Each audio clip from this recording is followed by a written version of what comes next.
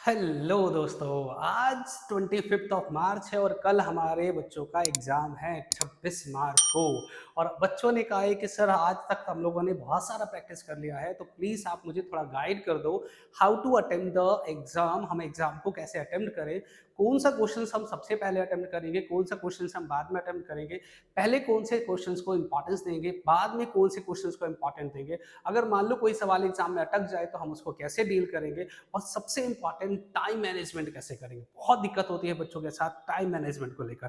खासकर अकाउंट्स के पेपर में ये देखा गया है कि मोस्ट ऑफ द बच्चे ऐसे होते हैं जिनको क्वेश्चंस आता तो है, लेकिन स्टिल वो क्वेश्चंस पेपर में कई सारे क्वेश्चंस को छोड़ देते हैं, स्किप कर देते हैं due to shortage of time. तो चलिए आज हम इस वीडियो में सारी बातें करेंगे और कैसे क्वेश्चन पेपर को अटेम्प्ट करना ये भी डिस्कस करेंगे। तो चलिए सबसे पहले मैं आपको बता दूं, देखो फर्स्ट ऑफ ऑल बच्चे एक बात बता देता हूं आपको, आपको डरना बिल्कुल भी नहीं है।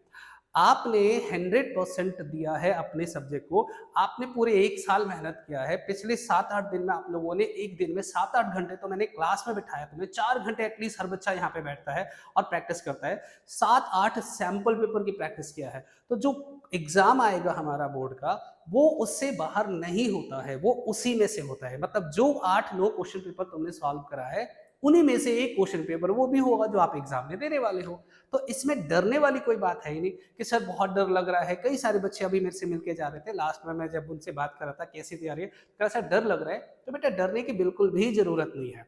आपने जितना भी प्रैक्टिस किया है, जितना भी आपने प्रैक्टिस किया, जितना भी आपने मेहनत किया है, देर इज सफिशियंट। आप ये मानो कि आपने अपना 100% दिया है। अब पेपर अच्छा आएगा, बुरा आएगा, हार्ड होगा, मुश्किल होगा, एवरेज होगा, कैसा होगा, they depend on the question paper. वो तो कल आपको पता चल ही जाएगा, ठीक है।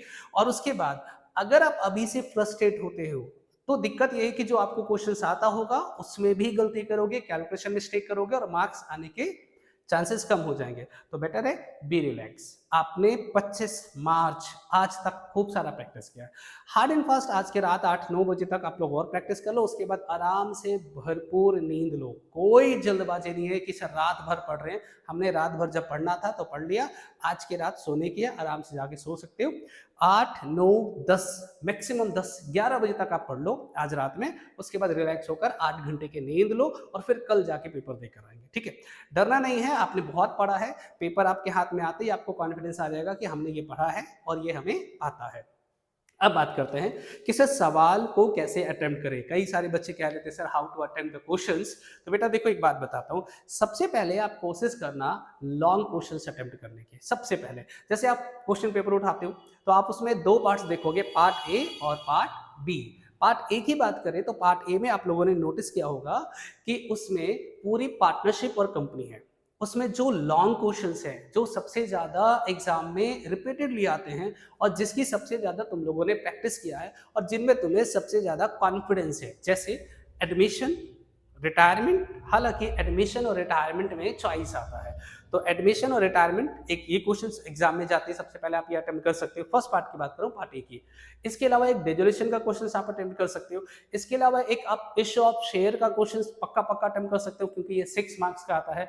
ये 3 इवन एक डेथ का क्वेश्चन, तो ये 4 क्वेश्चंस आप पक्का पक्का पहले जाते ही अटेम्प्ट करना। आसान शब्दों में बोलूं तो आप सबसे पहले पार्ट ए का जो लॉन्ग क्वेश्चंस है, क्वेश्चन नंबर 26 से पहले वाले, क्योंकि 27 से पार्ट बी स्टार्ट हो जाता है, तो 1 to 26 तक जो लॉन्ग क्वेश्चंस है 6 मार्क्स वाले, पहले वो अटेम्प्ट करना है, ठीक है। लॉन्ग क्वेश्चंस आपने अटेम्प्ट कर लिया, उसके बाद पार्ट बी पे चले जाओ। उसमें से 2 चैप्टर पक्का पक्का एग्जाम में आता है और वो लॉन्ग क्वेश्चन है। इनमें से एक है कैश फ्लो स्टेटमेंट और दूसरा है कंपैरेटिव स्टेटमेंट या कॉमन साइज स्टेटमेंट, इनमें चॉइस आता है। तो ये 6 सवाल आप सबसे पहले अटेम्प्ट करना। रिपीट कर दूं, पार्ट ए में से admission, retirement, death, issue of share और एक डेजोल्यूशन। एडमिशन रिटायरमेंट में डेथ चॉइस होता है, तो 4 क्वेश्चंस यहां से हम सॉल्व करेंगे और 2 क्वेश्चंस पार्ट बी वाले में से हम सॉल्व करेंगे। तो इसका मतलब टोटल 6 सवाल तो हमारे हो गए। अब जिन बच्चों को कैलकुलेशन आता है तो बेटा अगर 6 सवाल इनटू में 6 मार्क्स के एक क्वेश्चन है तो 36 मार्क्स आपने यहाँ पे अटेम्प्ट कर लिया है, ठीक है। तो यहाँ पे पास होने वाला जो डर है वो तो खत्म हो गया। अब रही बात, इसके बाद हम लोग करेंगे 3 नंबर वाले क्वेश्चन जो 3 मार्क्स के आते हैं, जिनमें हमारे पास डिबेंचर आएगा, चेंज इन पीएसआर के क्वेश्चंस आते हैं, फंडामेंटल के क्वेश्चंस आते हैं तो ये वाले क्वेश्चंस हम अटेम्प्ट करेंगे सेकंड पार्ट में। मतलब हम पूरे पेपर को 3 स्टेप में डिवाइड कर रहे हैं। पहला स्टेप लॉन्ग क्वेश्चन सॉल्व करेंगे, दूसरा स्टेप एवरेज क्वेश्चन 3 मार्क्स वाले अटेम्प्ट करेंगे, 3 नंबर वाले या 4 नंबर वाले, और बाद में हम सॉल्व करेंगे मल्टीपल एमसीक्यू। ये 1 to 16 क्वेश्चन हमारा पार्ट ए में आता है और 27 टू क्वेश्चन नंबर 31 4 क्वेश्चंस, मतलब 16 क्वेश्चन यहाँ पर है और 4 क्वेश्चन यहाँ पर, टोटल 20 नंबर के एमसीक्यू आते हैं। और मैं आपको बता दूं हमारे बहुत सारे होनहार बच्चे हैं, वो क्या करते हैं डायरेक्ट वो एमसीक्यू की प्रैक्टिस स्टार्ट कर देते हैं। आप जानते हो बेटा जब हम डायरेक्ट एमसीक्यू की प्रैक्टिस स्टार्ट करते हैं तो इसका मतलब है कि हम छोटे क्वेश्चंस 1 नंबर वाले क्वेश्चन में हम लोग बहुत ज्यादा टाइम कंज्यूम कर देते हैं। कई सारे एमसीक्यू तो ट्रिकी होते हैं, 1 सेकंड में आंसर आ जाता है, और कई सारे एमसीक्यू ऐसे होते हैं जो उलझा देते हैं, आपको फंसा देते हैं, और उसमें हमारा सबसे ज्यादा टाइम खराब होता है। इसीलिए टाइम मैनेजमेंट करना हो तो पहले लॉन्ग क्वेश्चन जो आपको अच्छे से आता है वो प्रैक्टिस करना, उसके बाद शॉर्ट क्वेश्चंस करना, और फिर एमसीक्यू की बात करेंगे। ठीक है, तो इससे क्या बेनिफिट होगा कि मान लो हमारे पास टाइम की शॉर्टेज हो गई, लास्ट में हमारे पास टाइम नहीं बचा और कुछ क्वेश्चन छूटने भी है, तो वो कौन से क्वेश्चन छूटेंगे, एमसीक्यू वाले क्वेश्चन छूटेंगे, ना कि लॉन्ग क्वेश्चन। और रही बात कि अगर मान लो 5-7 मिनट बचा हमारे पास और टाइम ओवर होने वाला है और एमसीक्यू के हमारे पास 10-12 क्वेश्चन है, तो कहीं ना कहीं आप एमसीक्यू में ना तुक्का तो लगा सकते हो, लेकिन लॉन्ग क्वेश्चन में तुक्का फिट नहीं होता है। एमसीक्यू में आप चांसेस कर सकते हो क्योंकि ऑप्शनल होता है, आपके 4 ऑप्शंस गिवन होते हैं, लेकिन लॉन्ग क्वेश्चंस अगर मान लो आप कोशिश करोगे 5 मिनट में 2-3 सवाल कर दूं तो नहीं कर पाओगे, और जल्दबाजी के चक्कर में क्या होगा, आपकी कैलकुलेशन खराब हो जाएगी। ठीक है जी, इसीलिए पहले बड़े क्वेश्चन जो स्कोरिंग वाले होते हैं, फिर एवरेज शॉर्ट क्वेश्चंस करेंगे और फिर एमसीक्यू की बात करेंगे। आई होप मेरी बात ये समझ में आ गया होगा। सभी बच्चे इस तरह से पेपर अटेम्प्ट करना। हाँ, क्वेश्चन नंबर अच्छे से देखना है, हर क्वेश्चन में question number neat and clean लिखना है।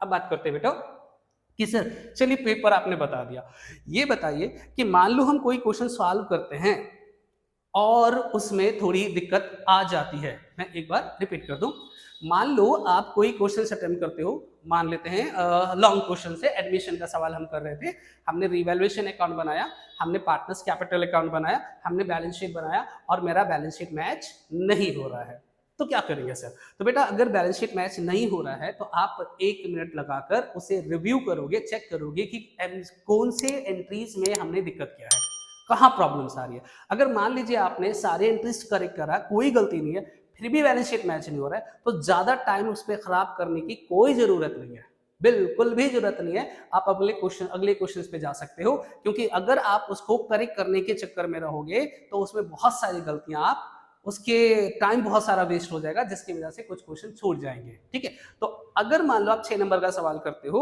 और आपका बैलेंस शीट मैच नहीं हुआ, तो आधा मिनट लगाकर 1 मिनट लगाकर एक बार रिव्यू कर लो। अगर गलती मिल गई है तो वेल एंड गुड, नहीं मिला है देन स्किप करेंगे, हम अगले क्वेश्चन पे जाएंगे, देन अगले क्वेश्चन पे जाएंगे, और लास्ट में अगर समय बचेगा तो फिर उसको करेक्शन करने पर आएंगे। ठीक है जी, तो किसी सवाल को लेकर उलझ मत जाना। मैं एक बच्चे को जानता हूँ जिन्होंने क्या करा है कि 6 नंबर का सवाल था, उसका पहली बार में बैलेंस शीट मैच नहीं हुआ, तो उन्होंने क्या करा कि अगले 20 मिनट लगाया उस क्वेश्चन की गलती को ढूंढने में। आप जानते हो बेटा 20 मिनट में वो कितने सारे क्वेश्चंस कर लेता, आप उसमें कितने सारे मार्क्स ले सकते थे, और इसके गलती के चक्कर में आपने वो भी गवा दिए। तो ऐसा नहीं करना है, अगर कोई क्वेश्चन अटक जाए तो उसे छोड़कर अगले सवाल पे जाएंगे, समय बचेगा तो उसको लौट कराएंगे। ठीक है, अब हम लोग बात करते हैं टाइम मैनेजमेंट के बारे में। सर ये टाइम मैनेजमेंट कैसे करते हैं, हमारा पेपर क्यों छूट जाता है बार बार। तो मैं आपको बता दूं बेटा, आपके पास 80 मार्क्स का पेपर आएगा, राइट, 80 नंबर का।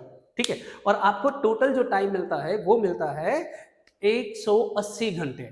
तो मैं कैलकुलेशन ऐसे करता हूं कि 80 नंबर का पेपर है, और अगर 1 नंबर के क्वेश्चंस को 2 मिनट में करते हैं तो 160 मिनट के अंदर हम लोग पेपर में सॉल्व कर पाएंगे। तो जो 40 मिनट हमारे पास बचता है, 20 मिनट बचेगा, ये 20 मिनट मेरा रहेगा रिजर्व। मतलब अगर एक क्वेश्चन 2 नंबर का है तो उसे सॉल्व करने में हम मैक्सिमम 4 मिनट लगाएंगे। अगर एक क्वेश्चन हमारा 6 नंबर का है तो उसे सॉल्व करने में हम मैक्सिमम 12 मिनट लगाएंगे, उससे ज्यादा टाइम नहीं देंगे। 1-2 मिनट ऊपर नीचे चल जाएगा, बट ऐसा नहीं कि अगर 6 नंबर का सवाल है तो हम उसको सॉल्व करने में आधा घंटा लगा रहे, या हम उसको सॉल्व करने में 1 घंटा लगा रहे, तो भाई साहब 3 घंटे में तो 18 नंबर का पेपर सॉल्व हुआ, तो फिर तो पेपर छूटना ही छूटना है। तो इसलिए टाइम मैनेजमेंट है, आप रिस्ट वॉच लेकर जाओगे और वहां पर अपने टेबल पर रख देना, और जो भी क्वेश्चंस आप पिक कर रहे हो और वो कितने मार्क्स का है, दे डिपेंड कि उसे कितने मिनट में हमें सॉल्व करना है। अगर 4 नंबर का क्वेश्चन है तो 8 मिनट से ज़्यादा टाइम नहीं देंगे, 6 नंबर का है तो 12 मिनट का टाइम देंगे और 2 नंबर का है तो 4 मिनट का देंगे और 1 नंबर का सवाल है तो मैक्सिमम 2 मिनट या 2.5 मिनट देंगे। ऐसा करने से 80 नंबर का पेपर आपका 160 मिनट में सॉल्व होना चाहिए और थोड़ा बहुत ऊपर नीचे करके आपका 170 मिनट में हो जाएगा। तो जो 20 मिनट लास्ट के बचेंगे वो आपका कैलकुलेशन चेक करने के लिए रह जाएगा, या जो क्वेश्चन थोड़ा बहुत अटक जाएगा या ट्रिकी क्वेश्चंस होते हैं उसमें वो 20 मिनट हमारा काम आता है। ठीक है, ये टाइम मैनेजमेंट की बात रही। अब हम बात कर लेते हैं कि सर टाइम मैनेजमेंट हो गया, क्वेश्चंस पहले कौन सा अटेम्प्ट करेंगे वो हमें पता चल गया, और प्रेजेंटेशन के बारे में बताओ। तो देखो मेरा पर्सनल मानना ये होता है कि जब भी आप कोई अकाउंट्स बनाओ तो पेंसिल और स्केल से डायग्राम ड्रॉ करना, पेंसिल और स्केल से। सर इससे बेनिफिट ये होगा कि अगर मान लो कोई अकाउंट्स आपने ज़्यादा बड़ा बना दिया है तो उसमें इरेज किया जा सकता है, उसमें इरेज किया जा सकता है। लेकिन अगर आपने पेन से डायग्राम बना दिया, पेन से आपने बॉक्सेस बना दिया और उसमें कम कंटेंट आया तो वो दिखने में थोड़ा खराब लगता है। हालांकि पेन से बना देने से मार्क्स नहीं कटते हैं। हैंडराइटिंग थोड़ा नीट एंड क्लीन रखना, ओवर राइटिंग पर खासकर ध्यान देना और कोशिश करना कि ओवर राइटिंग ना हो और कोशिश करना कि हैंडराइटिंग थोड़ा ठीक ठाक हो जो एग्जामिनर को समझ में आए। और सबसे इंपॉर्टेंट, डरना नहीं है, बिल्कुल आराम से रिलैक्स होकर बिल्कुल डिसेंट तरीके से पेपर सॉल्व करना, पक्का पक्का आप लोग पास हो जाओगे, अच्छे मार्क्स से पास हो जाओगे। ठीक है, तो उम्मीद करता हूं कि आपको ये बात समझ आई होगी। आप सभी को मेरी तरफ से बेस्ट विशेष है, good luck for your exam. अच्छे से पेपर अटेम्प्ट करना, बिल्कुल डरना नहीं, और पेपर कैसा गया है प्लीज आप मुझे कमेंट करके जरूर बताना। तब तक के लिए मिलते हैं हम लोग, तब तक बाय।